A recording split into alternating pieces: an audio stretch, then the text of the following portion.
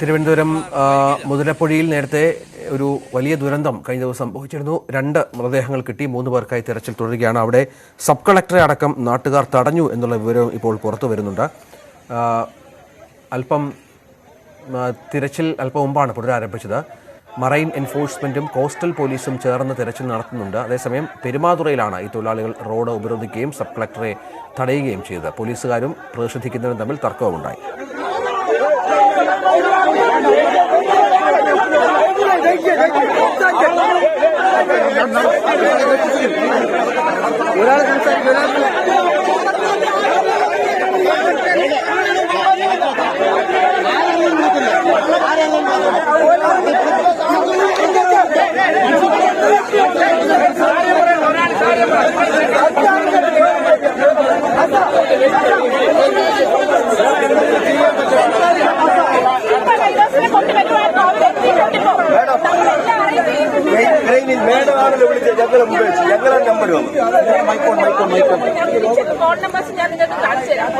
ഇതുവരെ വിളിക്കുന്ന ഞാനും വിളിക്കുന്നുണ്ട് മേഡം.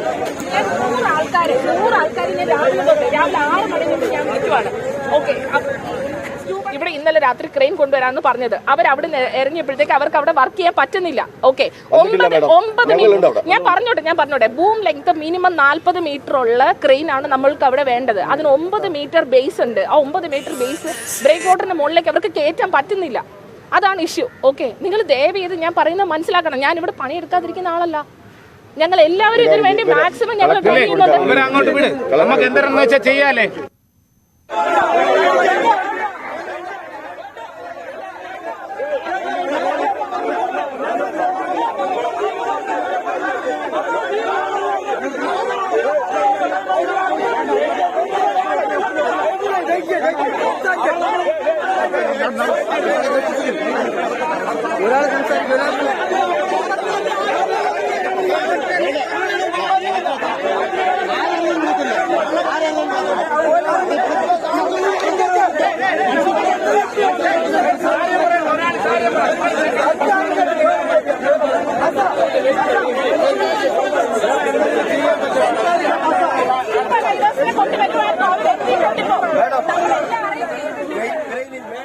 തിരുവനന്തപുരം പെരുമാതുറയിലാണ് ഈ സംഭവം ഉണ്ടായത്.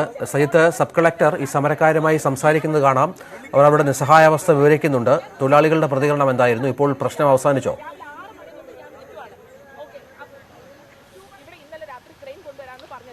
ഇപ്പോൾ ഏറെക്കുറെ മത്സ്യത്തൊഴിലാളികളും ഈ അധികൃതരുമായുള്ള സംഘർഷത്തിന് അയവ് വന്നിട്ടുണ്ട്.